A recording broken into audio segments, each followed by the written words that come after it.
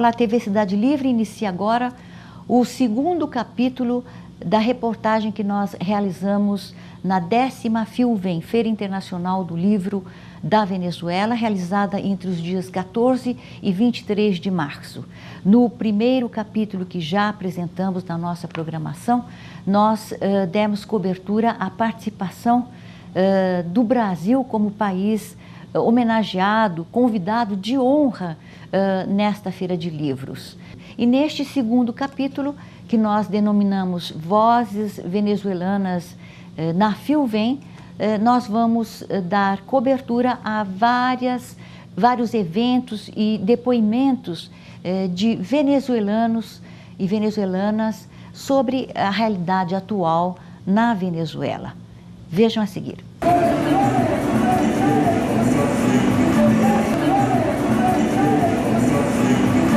A senhora Carlin, o seguinte, na imprensa brasileira, os grandes meios divulgam notícias de que há uma crise de desabastecimento alimentar na Venezuela. Eu gostaria, antes de tudo, que a senhora nos explicasse se isso é verdade e o que está sucedendo nesses termos. En Venezuela ha venido sucediendo un golpe económico que está protagonizado o ha sido llevado por la contrarrevolución, por la derecha en Venezuela. Uno de los puntos que ellos han focalizado el ataque es a través del desabastecimiento de productos esenciales. En Venezuela aún las grandes empresas llevan la mayor parte de la producción y distribución de importantes alimentos. Estos alimentos que además fueron regulados por el Estado en cuanto al precio desde el año 2003.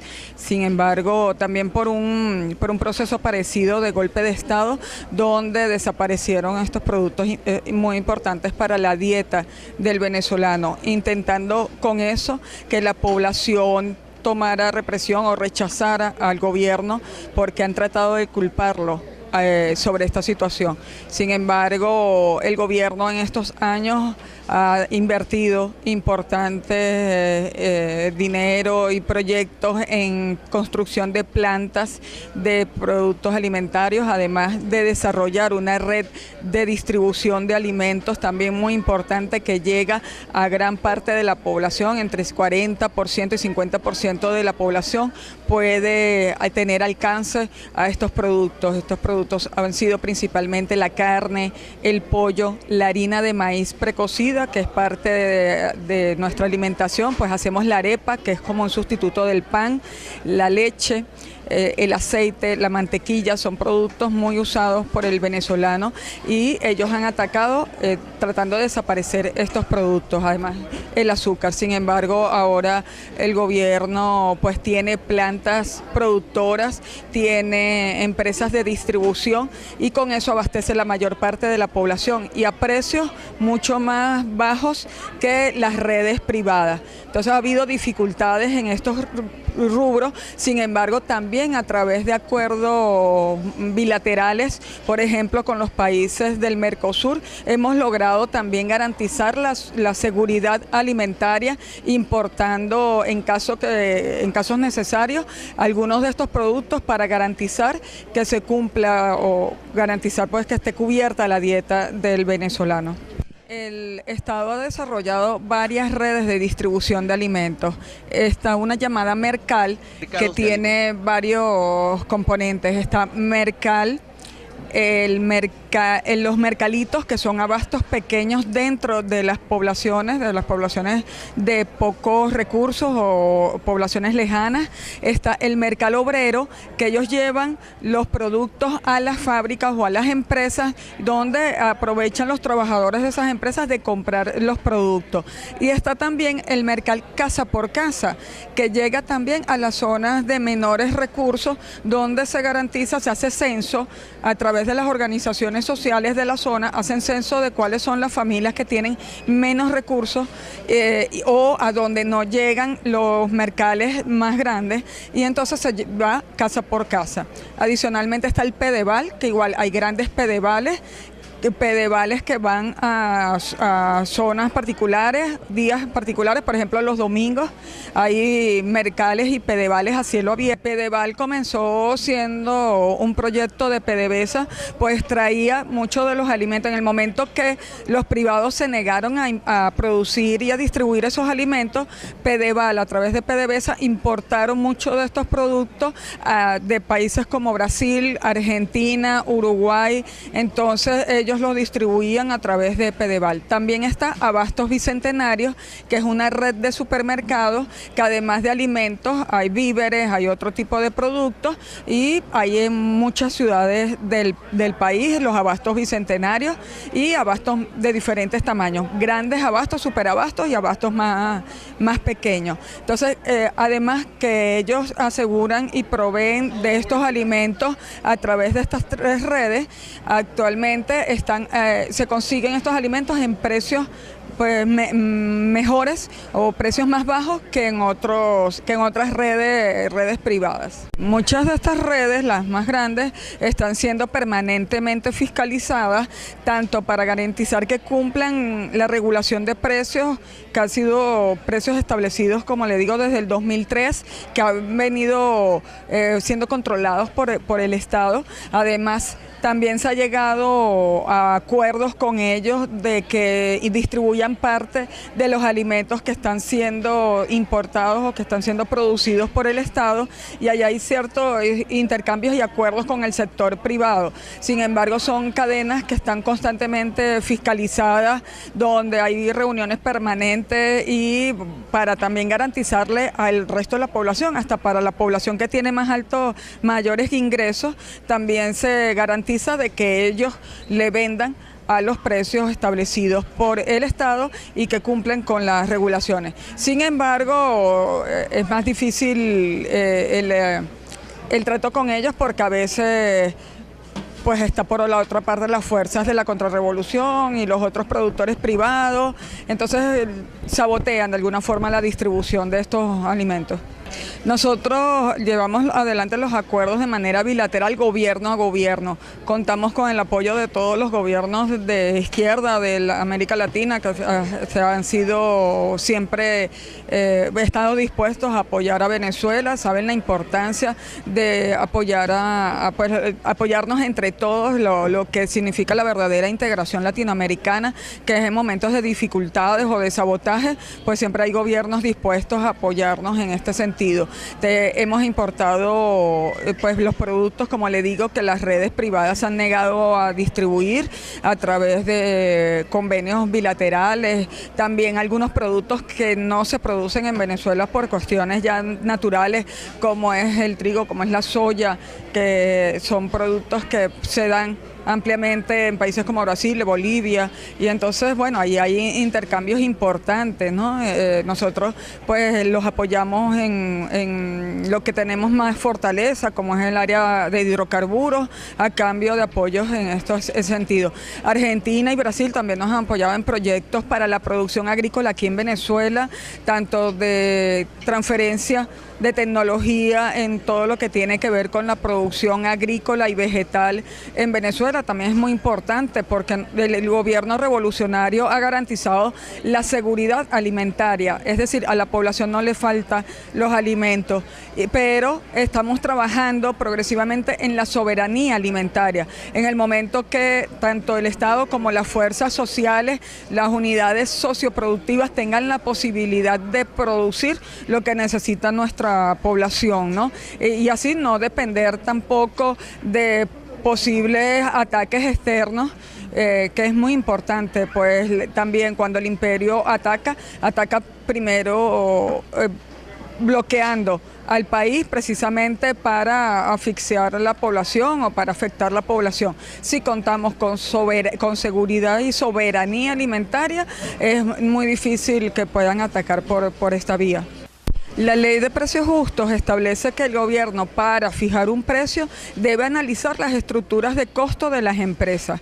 Entonces, solicitamos toda la información contable y financiera de las empresas y elaboramos la estructura de costo, garantizando que todos los costos de producción, los gastos relacionados con la producción y haya un margen de ganancia para estos sectores, de manera de garantizar la continuidad de la actividad productiva, pero a precios justos. Nosotros con este análisis excluimos el componente especulativo en la formación de los precios por parte del privado. El privado, cuando es quien fija los precios, lo hace en función de sus expectativas de ganancia y con una gran carga especulativa. O sea, la idea de producir poco pero ganar mucho.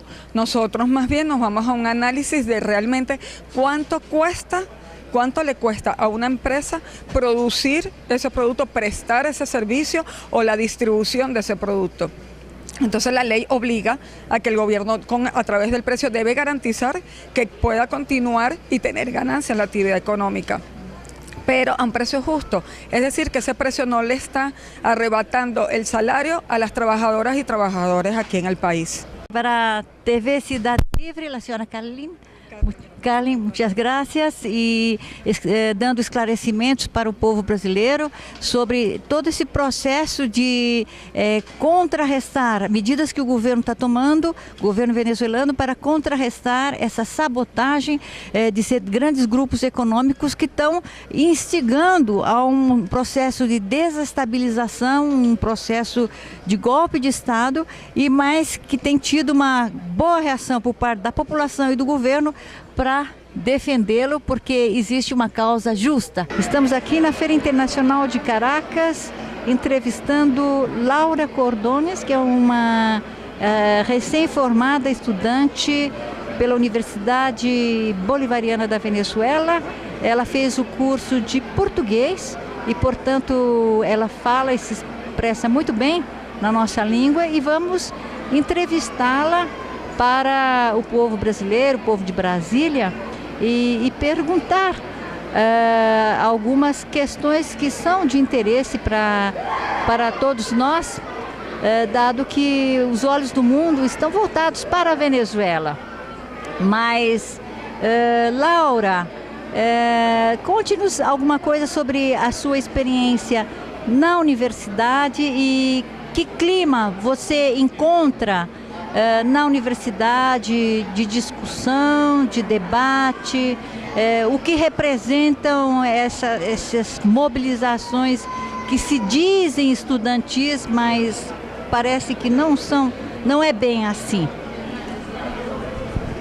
Bom, eu sou a Laura, eu estudei Relações Internacionais na Universidade Central da Venezuela, mas eu comecei o curso da língua portuguesa na Universidade Bolivariana de Venezuela, que abre as portas no ano 2003.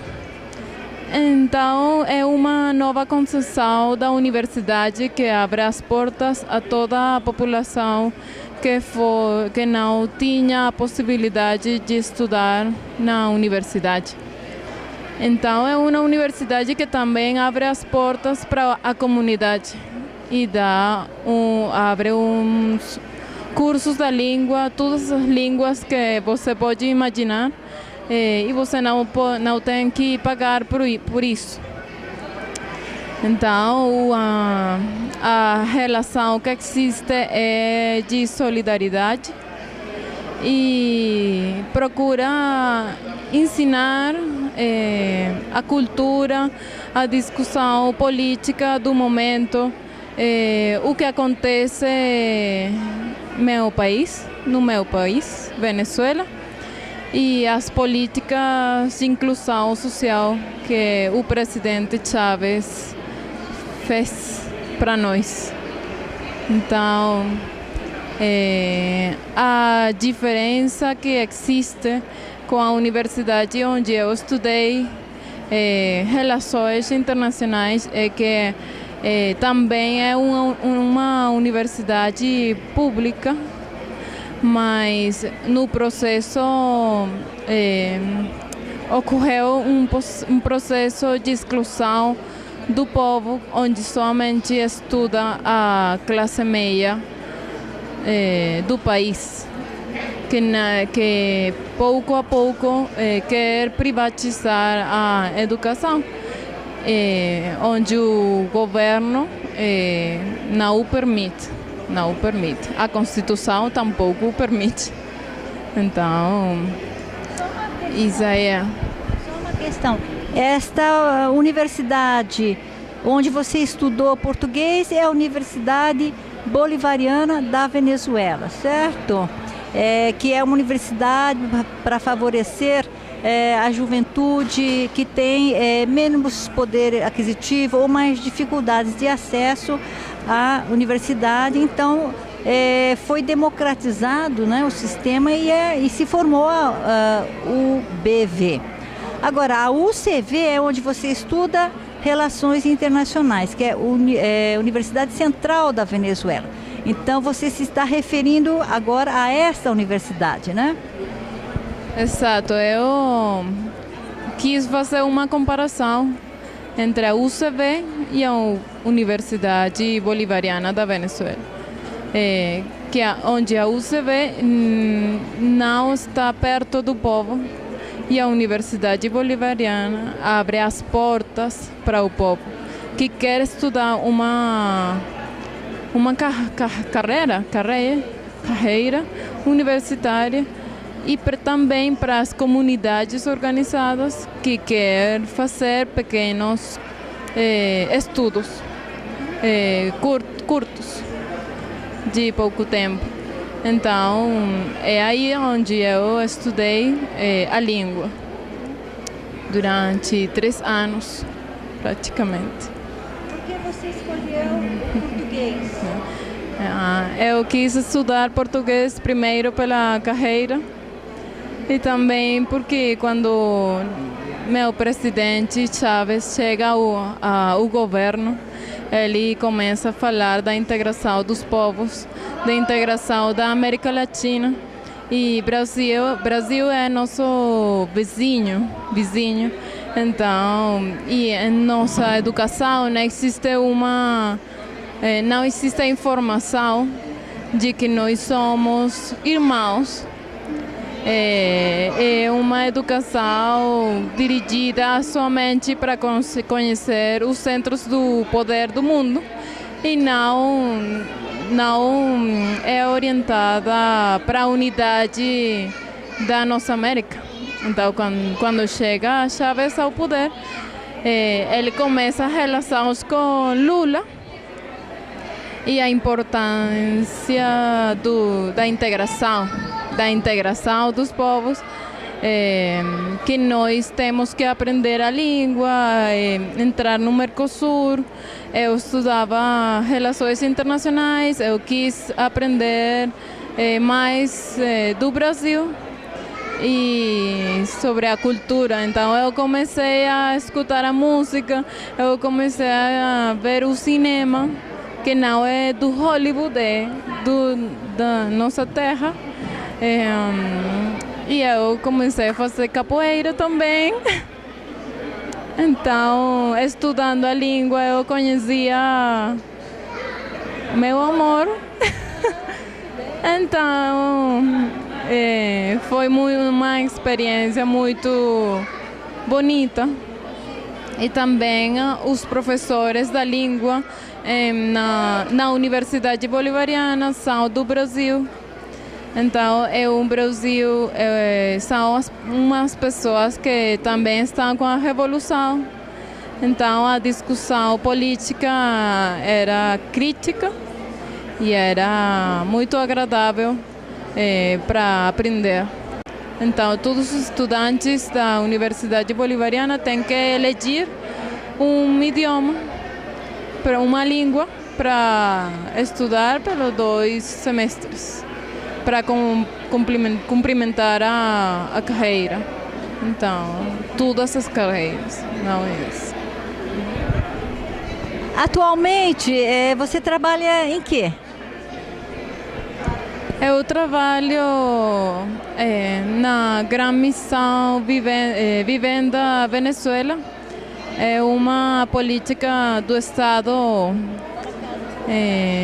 para garantir o acesso das casas ao povo que durante toda a sua vida não tinha a possibilidade de ter uma casa, de ter uma seguridade social,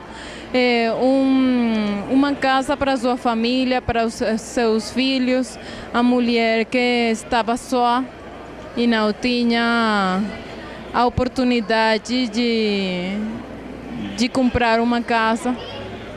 E também que durante a Quarta República as políticas de construção das casas não eram para todo mundo e eram umas casas muito pobres. Então, quando o povo tinha o acesso a essas casas durante a Quarta República, era mais reprodução da pobreza e não a solução para essas pessoas. Então, quando chega Chávez ao governo, quando Chávez ganha as eleições, sempre tinha essa preocupação de como resolver esse problema para todos, não somente em pequenos, sino em grandes. Então, tinha muitos projetos que não eram os mais acordes, até que em ano 2010 nós vivemos uma tragédia com as chuvas. Muita gente fica sem casa e o governo assume a responsabilidade de garantir uma casa para cada uma das famílias que a perderam com as chuvas. Então, o presidente cria a Missão Vivenda, que tinha 5 pontos importantes para o êxito da missão, que é primeiro o registro de todas as famílias no país que não tinham casa. Depois, o problema do terreno para a construção. Quantos terrenos ou terras tem o Estado para a construção de vivendas que tenham segurança para a construção. Depois, o terceiro ponto é os materiais para construir a vivenda. E assim vai a política. Então, chama todos os setores do país para que participem esse compromisso. Então, aí fica a comunidade, o povo organizado para o registro. Depois, a inspeção de todas as famílias que se registraram para verificar a verificação dos atos. Então, neste momento, desde o 2011 até 2014, nós temos mais de 500.000 vivendas construídas. E já as famílias que estiveram no refúgio durante 3 anos já têm sua casa, que não é uma casa pobre, é uma casa com serviços, é uma casa de 3 habitações, 3 quartos, 2 banhos, a cozinha, a sala. Tem ademais o habitat, que é mais importante porque cada urbanização que o governo construi tem a escola, tem locais para que a comunidade possa fazer o projeto socioeconômico, acorde às suas necessidades. Tem o parque para as crianças, e assim sucessivamente. As casas são mobiliadas, tem geladeira. O mobiliário das casas é somente para aquelas pessoas que perderam tudo com as chuvas em aquele momento. E essas casas a família tem que pagar acorde seu salário. Então tem um ano de graça em que não pagam a vivenda e recebem seu título de propriedade como garantia de sua casa, que é sua. E assim vamos. Então eu trabalho depois que a família feliz recebe sua casa. Então eu tenho que fazer o controle ou participo no controle de que a família permanece na casa, em proteção da família, em proteção das crianças que receberam essa casa. Você está falando um português perfeito, né? Bem-vinda ao Brasil, né? Um dia que você quiser.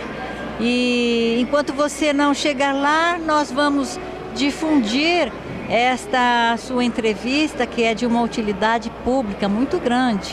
Você quer mandar uma mensagem para a juventude, para os estudantes do Brasil?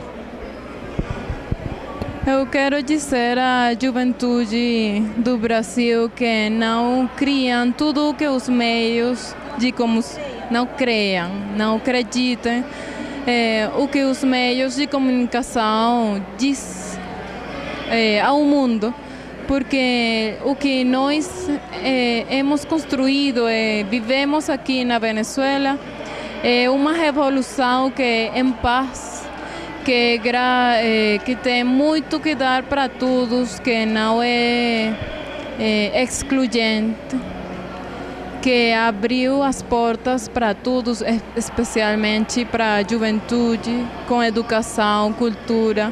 Aqui em nossa Feira do Livro, todo mundo pode comprar um livro de o que você quiser, que não é uma ditadura, que os estudantes que estão, os outros estudantes do meu país que expressam uma posição diferente, o caminho não é a violência, porque sempre tem as portas abertas para expressar o que eles querem.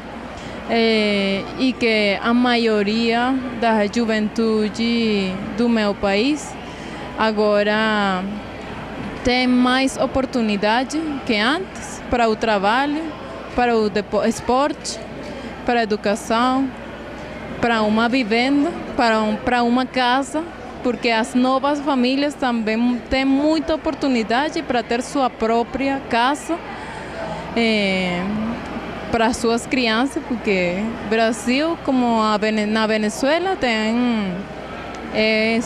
somos um país jovem e temos uma boa oportunidade aqui. Tudo. Muito obrigada. Acabamos de falar aqui com a estudante e trabalhadora Laura, e agora nós vamos entrevistar o seu marido, seu companheiro, que é o Alejandro Herrera, que também foi estudante, né, e da Universidade Central da Venezuela, e que agora está trabalhando aonde?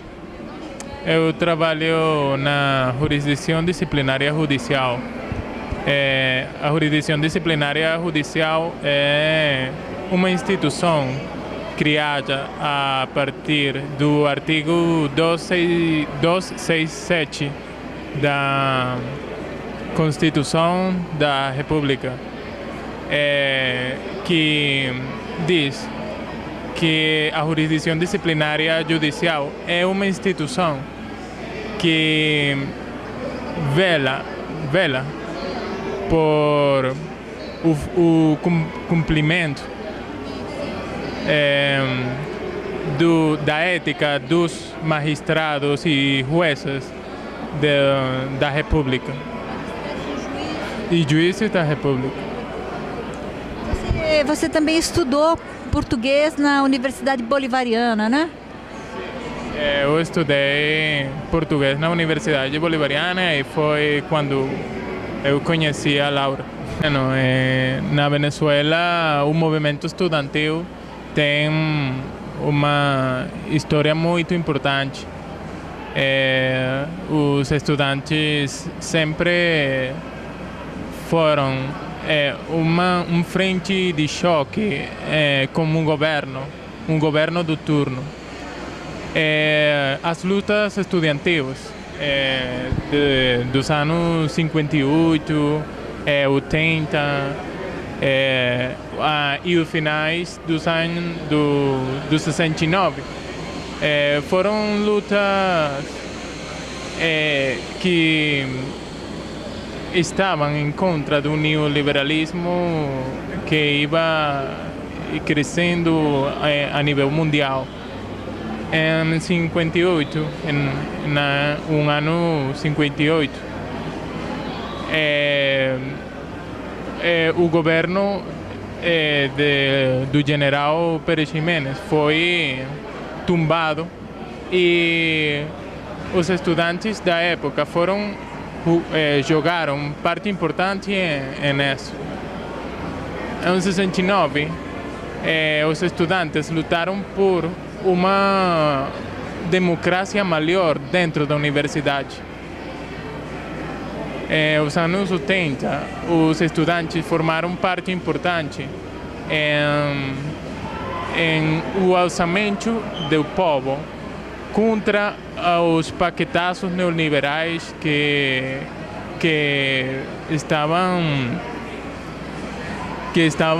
o governo estava poniendo contra o povo. Agora, o movimento estudantil, que é aquele movimento estudantil que as grandes corporações de meios de comunicação são o que entrevistam, não tem a mesma linha ética que aqueles estudantes do passado nas lutas estudantis venezuelanas. Esse movimento estudantil protagonista em os grandes meios de comunicação são estudantes que lutam por o capitalismo. Eles só querem manter o status de aqueles velhos governantes, aqueles governantes que agora não estão no poder. Este governo tem reivindicado as lutas que aqueles estudantes do passado levavam como a bandeira, mas estes estudantes que agora estão saindo não conhecem aquelas lutas. Mas dentro da universidade há muitos estudantes que sim estão ou que sentem-se reivindicados por por todo o que o governo venezuelano tem venido executando desde a chegada do presidente Chávez. Além de tudo, existe uma diferença, né? A repressão foi muito forte, né, contra os estudantes em todas aquelas fases, naqueles movimentos anteriores que você citou, né? Ao passo que agora não há repressão contra os estudantes. E outra questão, me parece, eu gostaria que você me falasse se todas essas manifestações que são minoritárias e fazem tanta baderna e ações violentas, qual é a participação de estudantes dentro dessa juventude? Me parece que não é, nem todos são estudantes, é verdade? No passado,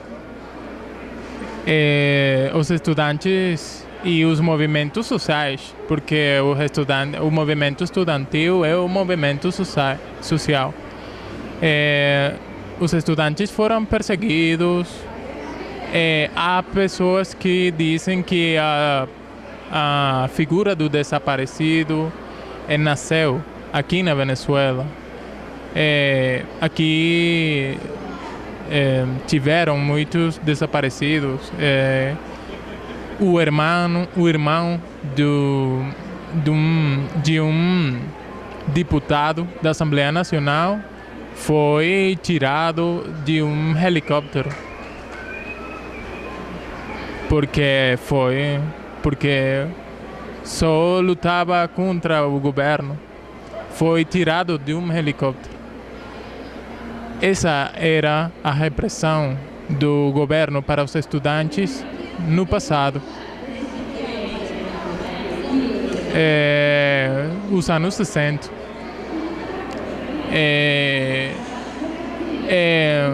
A Fiscalia Geral da República conseguiu os restos de um estudante que foi desaparecido também por a Quarta República. Isso foi um ano atrás. A madre tinha 30 anos tratando de conseguir a seu filho, e a Fiscalia da República, há um ano, encontrou restos daquele estudante que foi desaparecido por aquele governo. Na atualidade, é muito diferente. Tem havido muitos cambios nos corpos policiais, nos corpos militares da República. O câmbio foi um câmbio da mesma ideologia ou da corrente filosófica dentro destes corpos policiais e militares. Se criou a Polícia Nacional Bolivariana, se criou a universidade. Antes, os policiais faziam um curso de um ano para ser polícia. Agora é uma carreira universitária com claves da UNES, Universidade Nacional Experimental da Seguridade. E também se fizeram muitos cambios na mesma Forças Armadas Nacionais. O militar de agora não é o militar de antes. Não existe não existe a repressão que tem havido antes. Ou seja, os militares, primeiro, estão os direitos humanos, como estabelece a Constituição. A Constituição da República é uma das coisas mais importantes e que estabelece a clave ética dentro das instituições venezuelanas. E é muito diferente. O tratamento, você pode ver que eles primeiro falam com as pessoas que estão fazendo a protesta. Você pode ver que as protestas não são pacíficas como eles querem fazer ver. Muitas destas pessoas não são estudantes, são pessoas que são pagadas por alguém mais. Há uma notícia que diz que eles recebem 5.000 bolívares, que é algo assim como o sueldo o salário de uma pessoa em um mês. E não tem podido comprovar que há repressão. Não tem podido comprovar que há repressão para as pessoas que têm sido postas à ordem da justiça. Não tem podido comprovar isso. Ademais, os meios de comunicação han enviado vídeos da repressão, da suposta repressão, mas tem sido comprovado que são vídeos de Egito, do Chile, de outros países. E eles não dizem que foi o melhor, só deixam assim. Além de que eles não têm nenhuma reivindicação, não tem eles são completamente vagos, eles não têm uma reivindicação, uma palavra de ordem que justifique tudo isso. Eles estão contra o quê? Bom, o objetivo principal é a saída do presidente, mas eles tratam de dizer que a segurança, que o nível, a segurança, que o nível de vida, que a inflação que eles não podem, que o venezuelano não pode mais com a falta de segurança, com a inflação, mas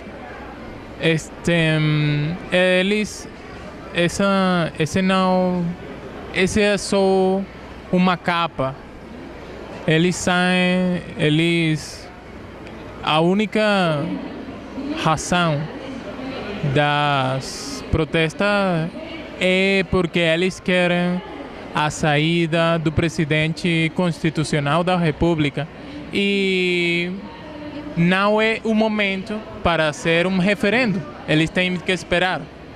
Então, a única forma é uma saída forçosa. É a única forma que eles querem. A verdade é que os estudantes que são a classe média da população, eles não querem que os outros estudantes que são pobres, que vêm de abaixo, cheguem aonde eles estão. Isso é a verdade. Porque quando eu estudei na UCB, na Universidade Central da Venezuela, os professores diziam que um estudante da Universidade Bolivariana ou a UNEFA ou a UNES não podia ser como nós, porque eles recebiam uma educação barata, pobre, má.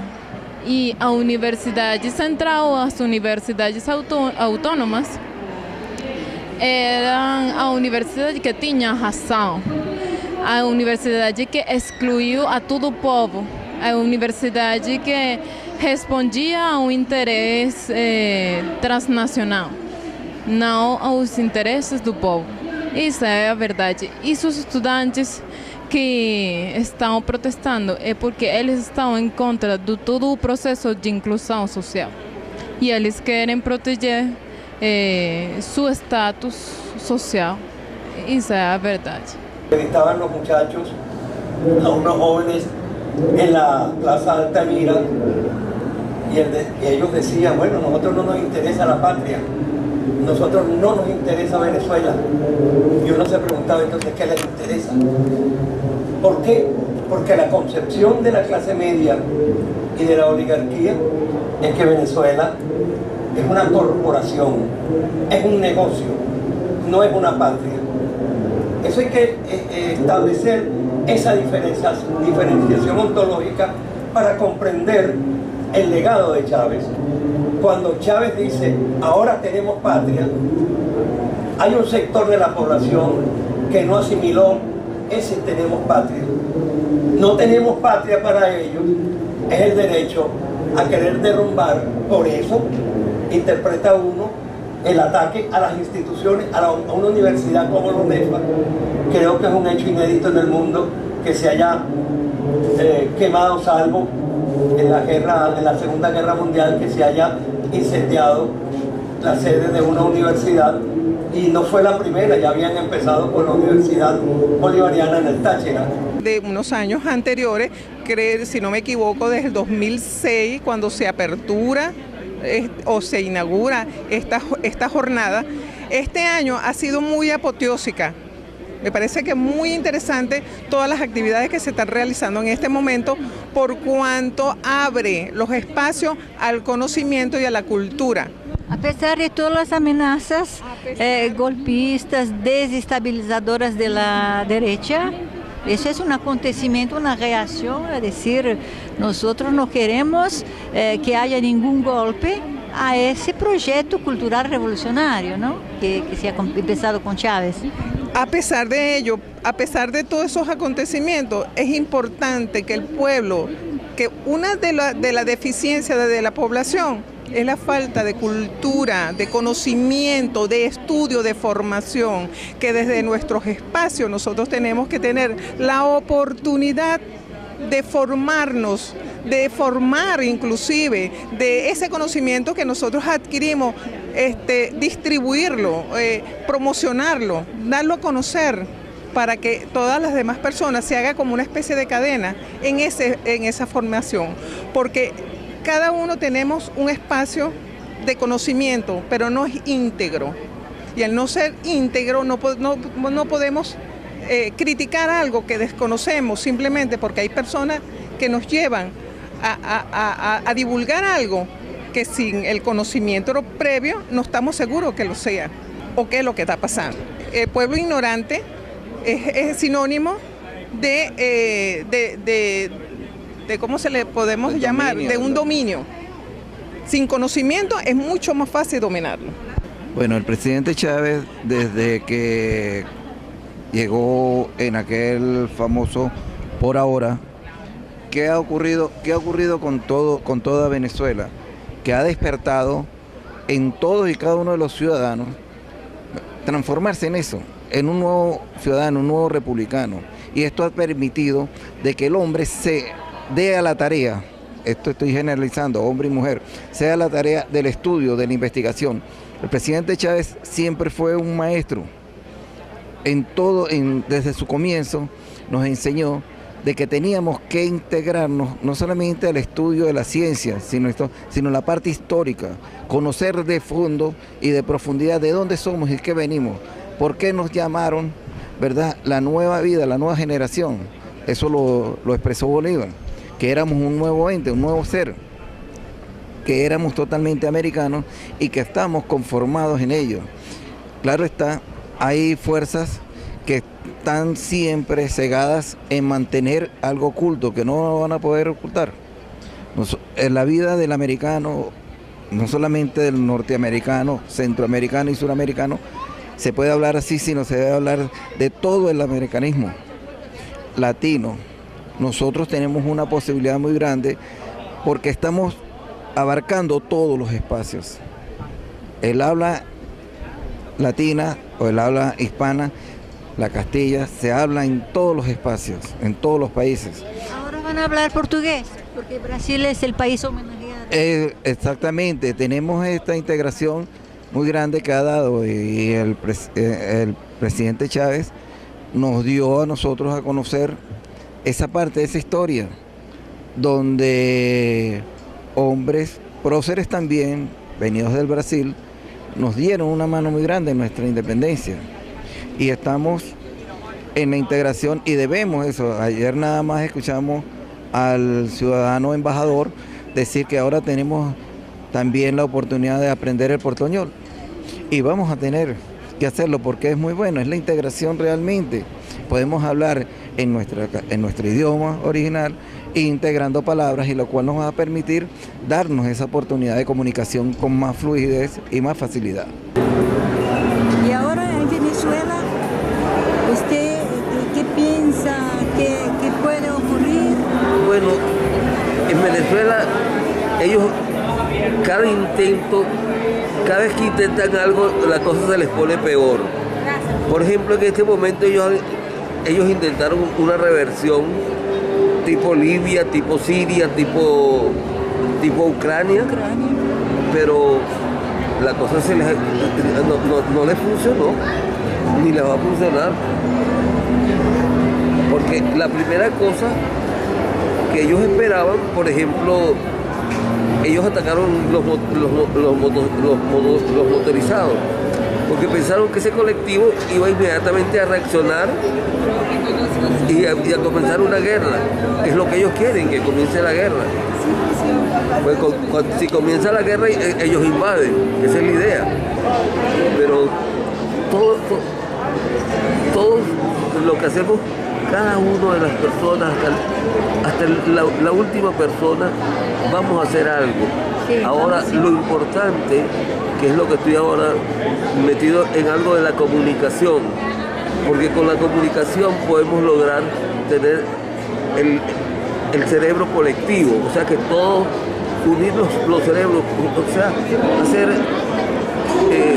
unir todos los cerebros dentro del mundo, y eso nos va a ayudar muchísimo. Sin duda, sin duda. Porque podemos, la comunicación nos va a hacer libre. Sí. Esto nos va a ayudar mucho, porque realmente nosotros somos más del somos el 99% de la población mundial. Y ellos son menos del 1% y son los que dominan. Sí. Muy bien. Ok, adeus. En mi pueblo la luna es tan grande y es tan bella que los gallos despiertan para cantarle a ella. En mi pueblo la esperanza es como la marea o la nube que pasa